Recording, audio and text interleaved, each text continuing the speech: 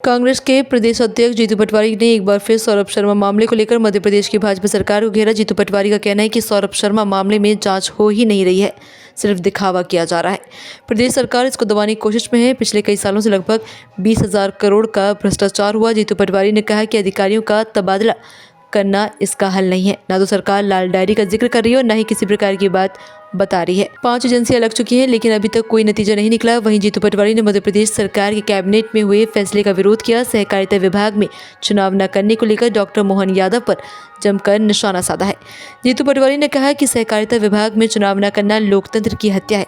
इस मामले को लेकर कांग्रेस कोर्ट जाएगी, पूरे मध्य प्रदेश की जनता को बताएगी कि किस तरह से बीजेपी लोकतंत्र को खत्म कर रही है, क्योंकि सहकारिता किसानों की संस्था है और किसानों के साथ ही गलत किया जा रहा है। यादव की सरकार का चेहरा माफियाओं की गिरफ्त में आ चुका है।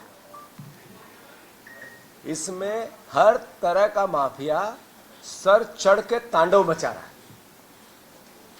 भू माफिया मोहन सरकार का सबसे बड़ा एक तरह से इस सरकार पे कब्जा हो गया किसी का, तो भू माफियाओं का हो गया।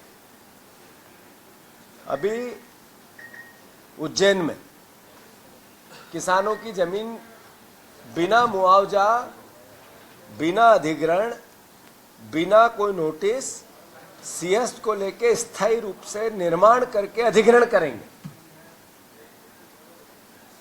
करीब 13-14 गांव की जमीनों पर 4,000 से ज्यादा किसान यातनाएं अद्भुत और अकल्पनीय हो रही है। उन्होंने आंदोलन किए, आंदोलन को कुचल दिया। अखबार में एक लाइन नहीं आने दी, मीडिया डोमेन से इसको बाहर कर दिया गया। फिर उन किसानों ने मुझसे मिलकर अपनी वेदना व्यक्त की। मैं जब उज्जैन गया तो मैंने उनसे कहा कि आप सहमति पत्र आपस में बात करके दो, इस बात का कि हम जमीन स्थायी रूप से सरकार को या सीएस को लेकर नहीं देना चाहते। सीएस चूंकि हमारा आस्थाओं का केंद्र है और उज्जैन सीएस की भूमि पूरी दुनिया के लोग वहां आते हैं, तो जो परंपरागत अस्थायी रूप से अधिग्रहण होता है उसके लिए वो तैयार है और होना भी चाहिए। पर सीएस की जमीन को स्थायी रूप से किसानों से लेना यानी लोकतंत्र और संविधान की अवमानना करना। दूसरा, मैं साधुवाद देता हूं चिंतामण मालवीय जी को, धन्यवाद देता हूं कि उन्होंने बिल्कुल विनम्रता से सरकार के संज्ञान में सदन के पटल पर एक अच्छे जनप्रतिनिधि के रूप में उस पूरी भावना को लेके आए। वो मैंने भी सुना। उसके खिलाफ भारतीय जनता पार्टी ने फिर प्रदेश और देश को बता दिया कि एक दलित परिवार का कोई जनप्रतिनिधि आवाज उठाएगा तो भारतीय जनता पार्टी उसको कुचल देगी। किसान के लिए किसी जनप्रतिनिधि ने आवाज उठाई तो भारतीय जनता पार्टी को यह सहन नहीं होगा। अभी दिल्ली में किसानों को जो आंदोलन थी, उनके साथ यातनाएं हुई, सबने देखी। नरेंद्र मोदी ने लगातार 5-6 साल से जो किसानों का आंदोलन चल रहा था उसको कुचलते हुए सबने देखा। एमएसपी की बात करते हुए किसानों ने जो मांग की, नरेंद्र मोदी जी ने उसको कई बार भाषणों में समर्थन दिया, उस पर एक शब्द भी नहीं बोला। आज तक 10 साल में सबने देखा, देश ने देखा। हमारे मध्य प्रदेश में शिवराज सिंह चौहान यहाँ के कृषि मंत्री है, उन्होंने गेहूं के, धान के, सोयाबीन की दाम की बात करके वोट लिए, एक शब्द भी नहीं बोले आज तक। वापस ये पूरे प्रदेश की जनता और किसान ने देखा। अब ये जमीन दादागिरी से, सरकार के हम में, मत के अहंकार में किसानों की उज्जैन की छीनी जा रही है और एक दलित जनप्रतिनिधि ने उसकी आवाज उठाई तो सीधे जेपी नड्डा जी ने उसको नोटिस दिया। जेपी नड्डा जी का नोटिस देने का क्या मैसेज है कि भारतीय जनता पार्टी दलित विरोधी है, भारतीय जनता पार्टी संविधान विरोधी है, भारतीय जनता पार्टी किसान विरोधी है। ये मैसेज एक बार फिर भारतीय जनता पार्टी ने दिया। किसान भाइयों, दलित भाइयों, हमारे खासकर अनुसूचित जाति जनजाति के परिवारजनों, अगर यही बात कैलाश विजयवर्गीय करते तो क्या जेपी नड्डा उनको नोटिस देते? नोटिस देना था उस मंत्री को जिसने भिखारी कहा जनता को, प्रहलाद पटेल को। जब भारतीय जनता पार्टी मौन थी, एक भी पदाधिकारी नहीं बोला। नोटिस देना था गोविंद राजपूत को, जिन पे इतने भ्रष्टाचार के केस के आरोप लगे, नोटिस देना था विश्वास सारंग को, जिसने नर्सिंग घोटाले में पिछले 5-6 साल से एक भी परिवार के बेटा ग्रेजुएट नहीं हुआ, बेटी ग्रेजुएट नहीं, सब फिल फूल करने के बाद नहीं हुई। नोटिस इन भ्रष्टाचारियों को देना था, उनको नहीं दिया। नोटिस दिया चिंतामण मालवीय को, इसलिए कि उसने किसानों की बात कर दी। ये भारतीय जनता पार्टी का चाल, चरित्र और चेहरा है। साथियों, सिर्फ एक घटना यही नहीं है कि चिंतामण मालवीय जी को इस तरीके से नोटिस दिया किसान की बात करने पे, क्योंकि वो दलित थे। ये दलित विरोधी कैसे हैं, इनको ये बात आपको समझना पड़ेगी कि दतिया में होली के दिन दलित युवक को पीट पीट कर थाने में नुसारी 22 मार्च को होली के बीजेपी के प्रदीप अग्रवाल के भतीजे ने एक दलित को दौड़ा दौड़ा कर मारा। बीजेपी का विधायक है वो, उसका भतीजा है, वीडियो वायरल हुआ। अभी सागर में होलिका दहन के दिन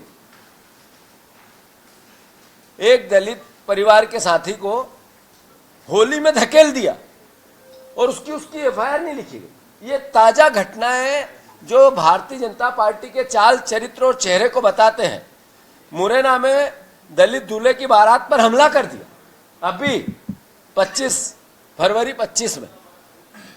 सीहोर में एक हत्या हुई दलित युवक की, यह भी फरवरी 25 में, जिसमें सामूहिक रूप से दलितों का बहिष्कार कर दिया पूरे गांव ने। ये मैं मानता हूं पूरी अलग अलग सागर की घटना हो, जिसमें एक दलित परिवार की संदिग्ध अवस्थाओं में थाने में मौत हो गई हो, गुना की बात हो जिसमें दलित परिवार के सामूहिक रूप से जमीन पर कब्जा करने में भारतीय जनता पार्टी, पुलिस, और ये अभी थोड़े दिन पहले की एक घटना थी।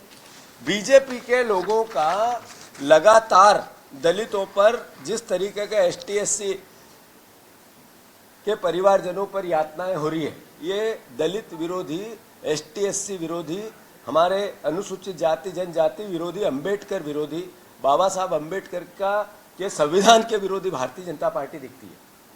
मैं कांग्रेस पार्टी चूंकि इस पूरे मामले में गंभीर है, और जो किसान परिवार के साथियों के साथ यातना हुई, वो चिंतामण मालवीय जी को नोटिस दे सकते हैं, उनको दबा सकते हैं।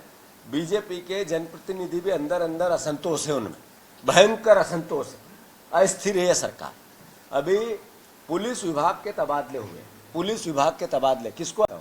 ये चिंतामण मालवीय कांग्रेस बीजेपी के नहीं, ये चिंतामण मालवीय एक उस शोषित और आरक्षित वर्ग के, जिसमें बाबा साहब अंबेडकर जिसकी लड़ाई लड़ के मर गए, शहीद हो गए, शहादत दे दी।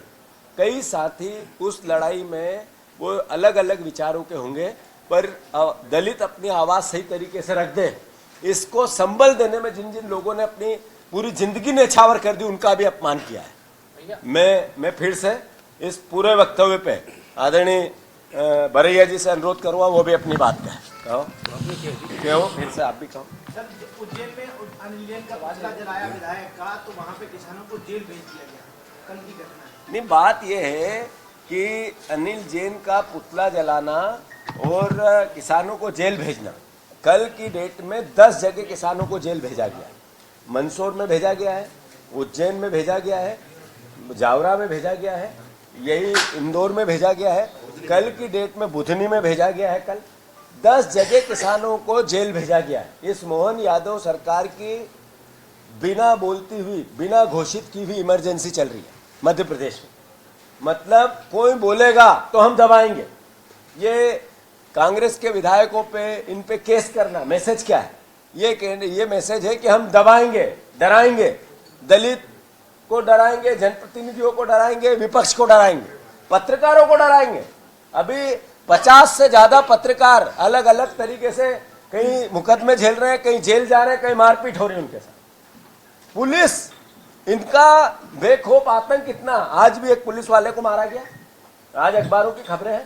रोज पुलिस पिटती है, रोज पुलिस पिटती है। ऐसा कोई प्रदेश देखा आपने इससे पहले?